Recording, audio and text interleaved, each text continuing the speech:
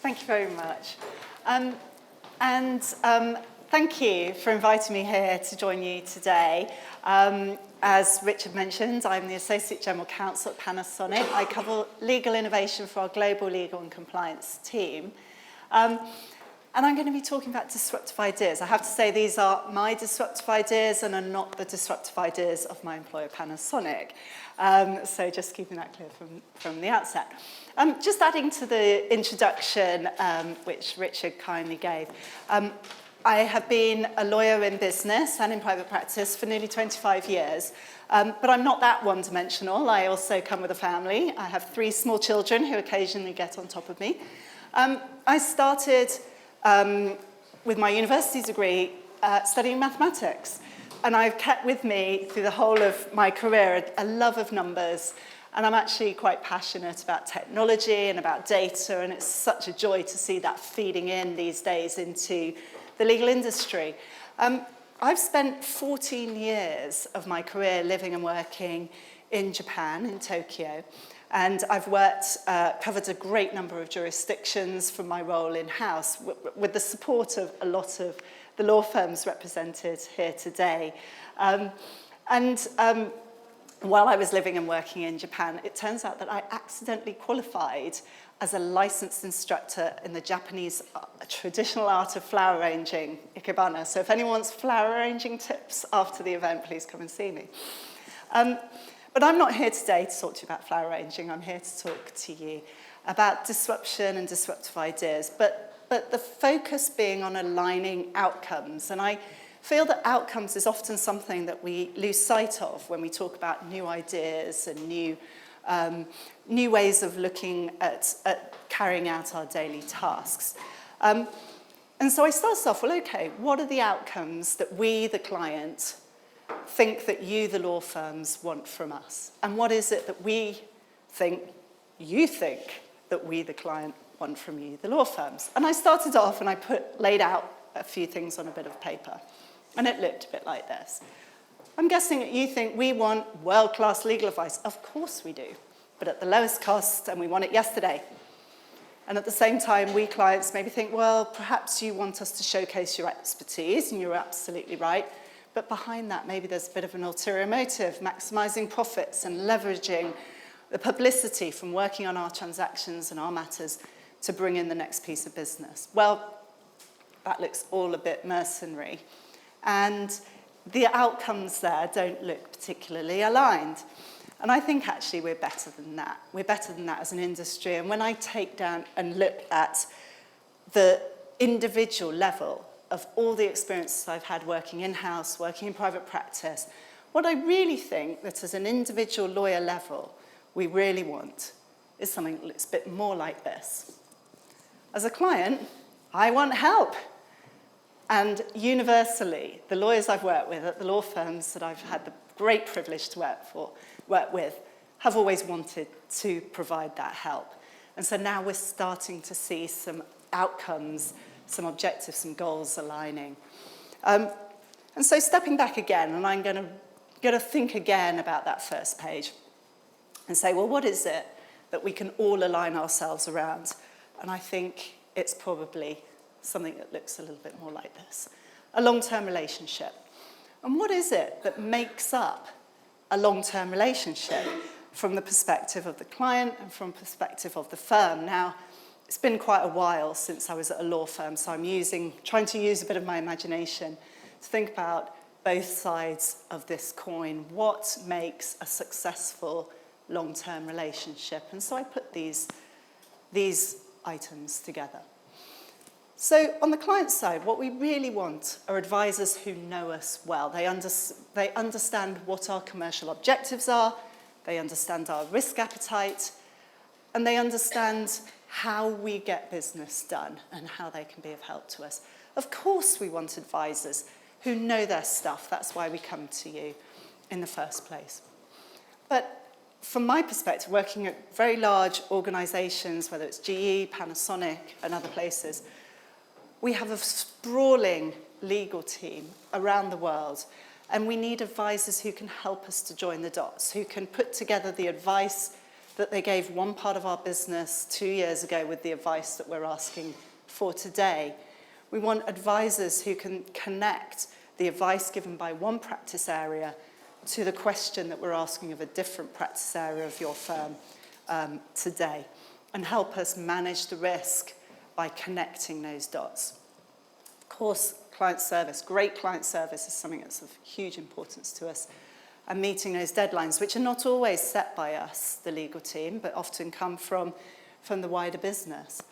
And we want advisors, it does unfortunately come down to pricing at some point, but advisors who don't overcharge. We're not looking for the lowest price, we're looking for a fair price for the service that we've received. And I'll come back to the DEI point at the end, towards the end of this presentation, but advisors who really embrace diversity, equity, and inclusion. So my guess, because that's all it can be, I haven't been in a firm for a long time, about what the firm is looking for that work with us, are clients who come back for more, who build, who love working with your firm.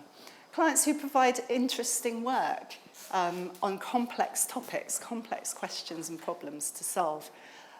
Clients who allow that relationship not just to be long-standing, but broad across the whole range of services that the firm can offer. And clients who treat your staff well. And we've all worked with somebody who doesn't really respect that, with those urgent deadlines, last-minute requests on a Friday night that don't get responded to for another 2 weeks. We've all been there. And then, of course, clients on the pricing, back to pricing, it always comes there. Clients who don't gouge on price, we don't want to sit there. Nobody enjoys those post-matter conversations where we're sitting there looking at pages and pages of time entries and trying to remember whether the 3 hours on January the 21st should have been spent on that task or if it could have been spent on something better, and then pay it on time.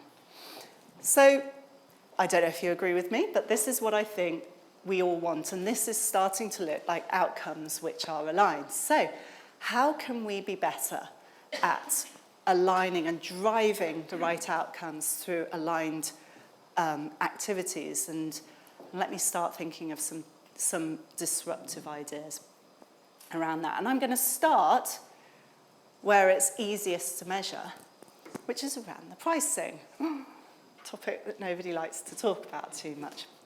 So before we get into that, I'm going to start by, this is what it looked like when I was a trainee 25 years ago. So we had a big library at the law firm I started at, full of lots of dusty legal tomes. And we were really fortunate as a group of trainees. Each team, each practice area, all the trainees in that team had the great honour of sharing a computer for our legal research. Now, hopefully, I'm hoping that things have moved on a little bit since then. And there's a bit more technology coming into play. And of course, as technology starts to deliver on the promises that it's making around delivering routine tasks faster, more consistently, and allowing highly trained lawyers to contribute the real value add through their expertise, maybe at some point that hourly rate charge is going to start swinging in my favour. But when we think about pricing, it's still a little bit of a black box for us, the clients. And I had a conversation a little while back with one of our GCs about alternative fee arrangements, and I know as an industry, we've been having those conversations for forever.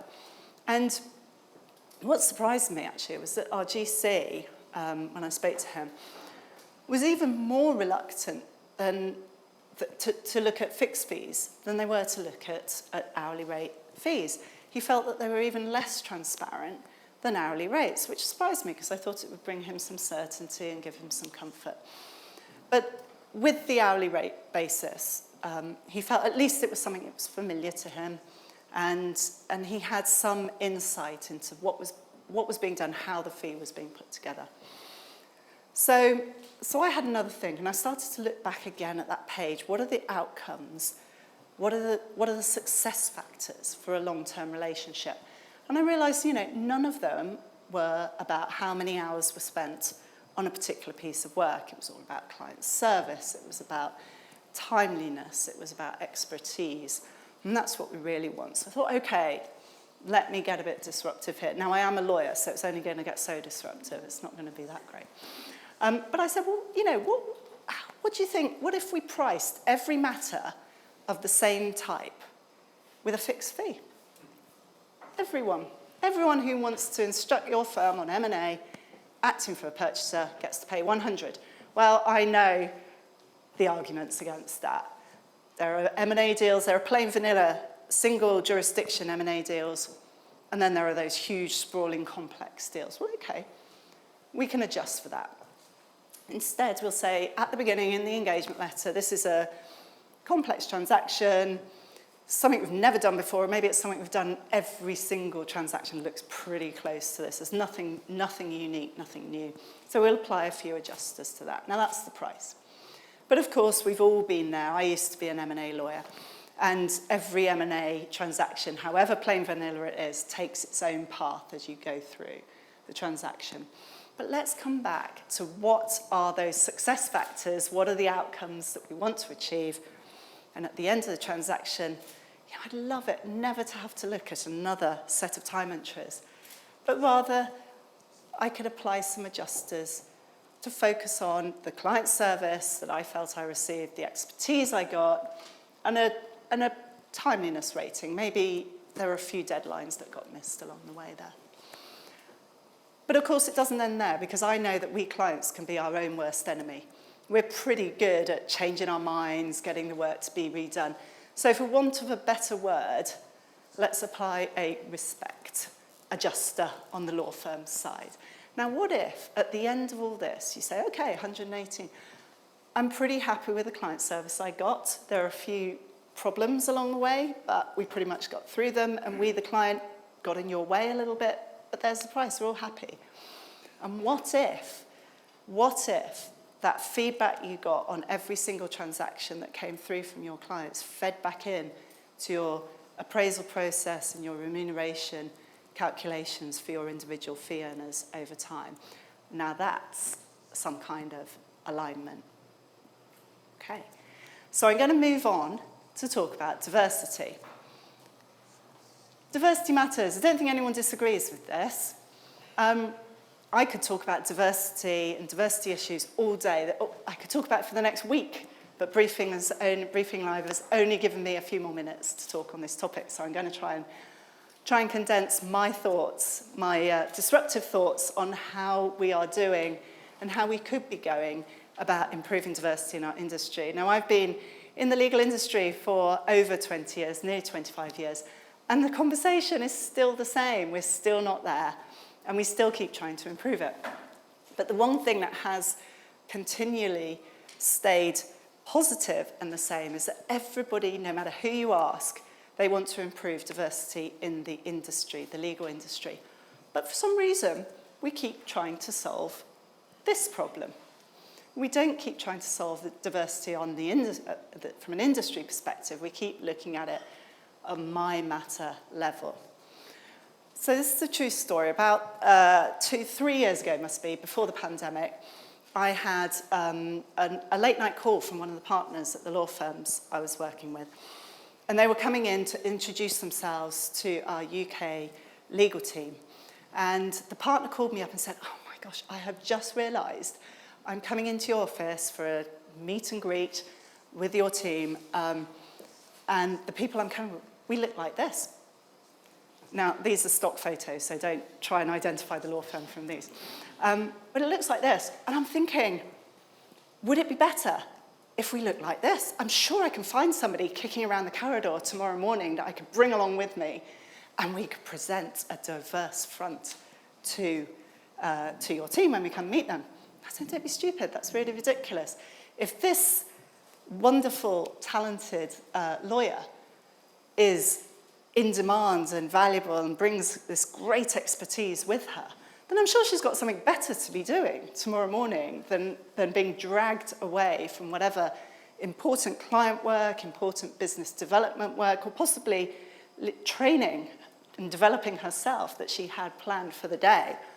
And besides, after coming all the way out to see me and my colleagues, and then going all the way back home. She's probably then going to have to sit down and do this at the end of that meeting. So why do we persist on presenting people to tick a diversity box?